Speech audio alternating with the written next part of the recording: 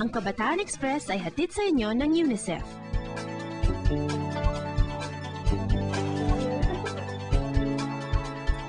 Naniniwala ba kayo sa magic? Hindi. Kasi, wala lang. Tingin ko kasi may explanation for everything. And kung may nangyari mang something na miraculous or whatever, I think may explanation pa rin dun. Hindi ako naniniwala sa magic kasi sa tingin ko, everything has a reason in this world. No. Kasi I'm generally a rational being, and kasi yung magic parang supernatural, and parang anything na supernatural, feeling ko dapat may divine intervention, and yung magic kasi parang out of God's hands naman yun eh. So, wala. I don't believe in magic. Tampok sa Boses ng Bureau ang ulat ng Cathy's Bureau tungkol sa isang di pangkaraniwang asukal. Magic sugar daw ang tawag dito, pero kakaibang magic daw ang dulot nito. Alamin natin.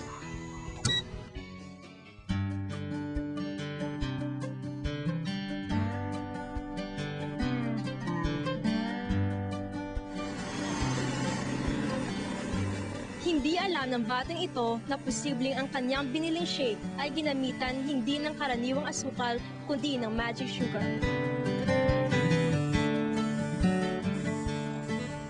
Ang magic sugar o sodium cyclamate ay isang artificial sweetener. Ayon sa Republic Act 3720 o Food, Drug, and Cosmetic Act, bawal ang pag-import, pagbibenta at paggamit ng magic sugar. Taong 2000 pa lang ay nagpalabas na ng babala ang Bureau of Food and Drugs o BFAD na ang produktong ito ay masama sa kalusugan.